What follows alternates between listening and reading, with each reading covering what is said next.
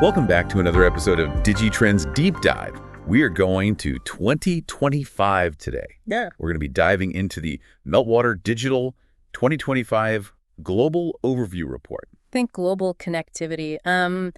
Favorite platforms, maybe even some digital curveballs along the way. Get ready to rethink what you thought you knew about the online world. Let's jump in. First up, this report paints a picture of a hyper-connected world, even more than you might expect.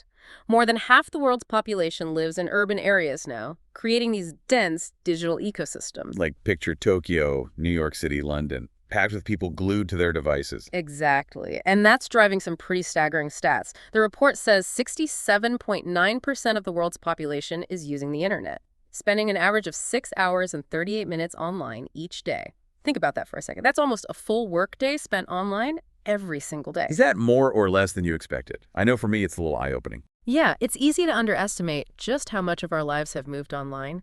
And here's another shocker. A whopping 96.3% of those internet users are accessing the web on their mobile phones.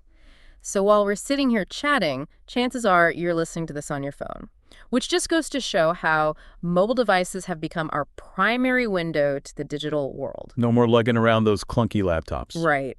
But here's where things get interesting.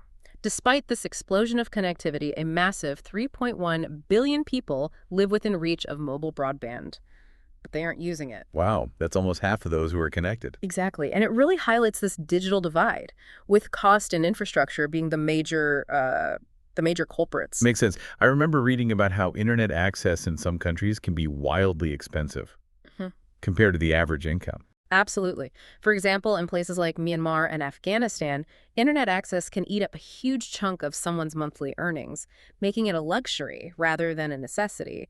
And in many regions, the infrastructure just isn't there to support widespread connectivity. So even if people could afford it, they might not even have the option to get online. So it's not just about access, it's about affordable access. Exactly. It's like having a highway right outside your door, but not being able to afford a car. And this affordability gap has huge implications for global digital inclusion. Without equal access to the internet, we risk leaving billions of people behind, excluded from the opportunities and resources that the online world has to offer. It makes you think about all the things we take for granted online, like banking, education, even just staying connected with loved ones. It's a whole other world that's inaccessible to so many. And that's why initiatives focused on digital inclusion are so important. Investing in infrastructure, promoting fair pricing models, and providing digital literacy programs are all crucial steps towards bridging this gap. Okay, let's shift gears to a topic I think we're all familiar with, maybe even a little too familiar with, social media. No surprise here, but the report confirms that social media and messaging platforms are still the top destinations online. Over 97% of connected adults use at least one social platform every month. And they're not just passively scrolling. Get this. People are now spending more time on social media than watching traditional TV. That's a seismic shift in how we consume media. So basically, TikTok is the new prime time. It's definitely up there. But this trend also speaks to the evolving role of social media in our lives. It's gone from a way to connect with friends and family to a primary source of information, news, entertainment, shopping, and even career opportunities. It's become the digital town square. And speaking of squares, the report has some interesting tidbits about online behavior that might surprise you.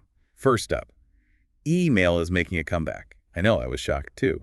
Yes, even amongst younger generations who grew up with instant messaging and social media, perhaps it's a yearning for a less chaotic form of communication, a place for more thoughtful exchanges. Or maybe it's just the appeal of a digital inbox that doesn't constantly bombard you with notifications. Maybe we all secretly miss the good old days of carefully crafted emails instead of fleeting DMs. It's a fascinating trend for sure. And here's another curveball. More people are still using Yahoo than ChatGPT.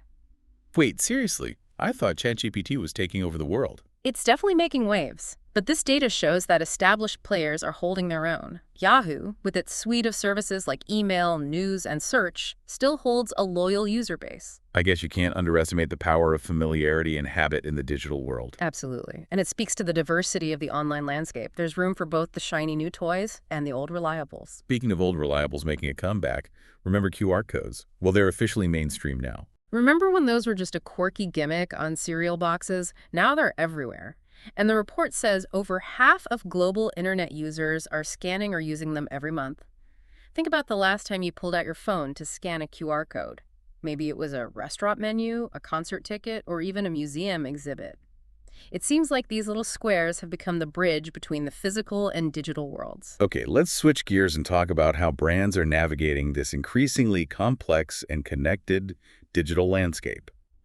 The report highlights how brands are interacting with consumers like never before. Think about it. How many brand interactions do you have online each day? Probably more than I even realize. Exactly. It could be anything from seeing an ad on social media to reading a product review to watching a brand's video on YouTube. These interactions are happening constantly, and brands are leveraging this digital landscape like never before. It's definitely a different world from the days of just print ads and TV commercials. Absolutely. And the report highlights how brands are using social media not just for advertising, but for building relationships, providing customer service, gathering feedback, and even co-creating products with their audiences. So it's becoming much more of a two-way conversation. Exactly. And consumers are actively using social media to research products, read reviews, compare prices, and connect with brands directly. It's become an integral part of the purchase journey. Yeah, it's a two-way street now. Brands need to be authentic, engaging, and responsive to thrive in this environment. Like having a real conversation, not just shouting at people from a billboard. Exactly. Transparency and trust are key. Consumers can sniff out inauthenticity a mile away. And they're putting their money where their values are, literally. The report shows a surge in digital content purchases. Movies, music, streaming services, the whole shebang. It makes sense when you think about it. We're valuing experiences more than ever, and digital offers convenience, accessibility, and personalization. Plus, with the rising cost of, well, everything, sometimes digital entertainment is just the more budget-friendly option. Right. And speaking of costs, the report also shines a light on another aspect of the digital divide: access to essential services online, like banking and healthcare. That's something I hadn't really considered. Yeah, it's crucial. We often focus on the entertainment and social aspects of the internet, but for many, it's a lifeline for accessing vital services. Especially in areas where physical bank branches or healthcare facilities are scarce. Exactly. Imagine living in a remote village where the nearest clinic is a day's journey away. Telehealth could be revolutionary, connecting people with doctors and specialists they might never have access to otherwise. It could literally be life-changing. But again, it comes back to affordability and infrastructure. Without those, even the most innovative digital services are out of reach. It's a complex issue with no easy solutions. But it's definitely something we need to keep talking about. Agreed. Okay, let's lighten the mood a bit. The report also touches on some fun stuff, like the rise of smart homes and wearable tech. Oh yeah, the future we were promised in those old sci-fi movies. Right. It's amazing to see how seamlessly technology is integrating into our homes and onto our bodies. Imagine controlling your lights, thermostat, and appliances all from your phone. Yeah. No more getting up to turn off the lights when you're already cozy in bed. And wearables have gone way beyond simple step counting. Now they're tracking our sleep, heart rate, even blood oxygen levels.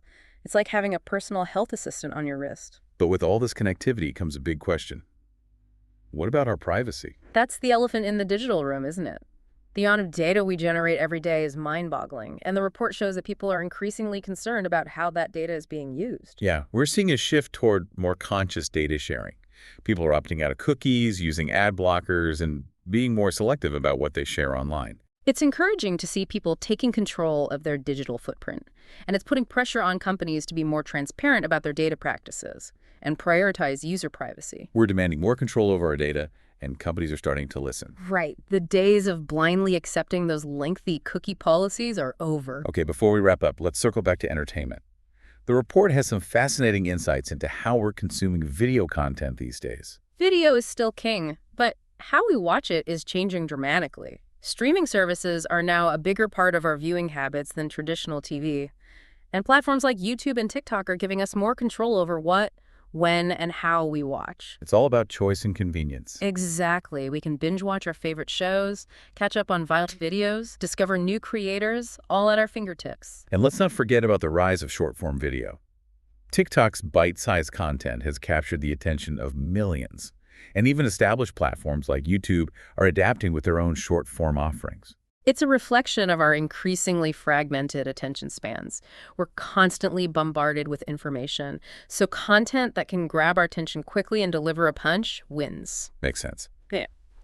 Okay, last but not least, let's talk about the world of digital audio, podcasts and music streaming. Podcast listening continues to grow. People are drawn to the intimacy, depth, and variety of content that podcasts offer. It's like having a conversation with interesting people right in your earbuds. Exactly. And the report also highlights how music streaming has become the dominant way we listen to music. No more bulky CD collections or waiting for your favorite song to come on the radio. Platforms like Spotify, Apple Music, and YouTube Music have transformed the music industry, giving us access to vast libraries of songs, personalized playlists, and on-demand listening. It's like having the entire world of music at your fingertips.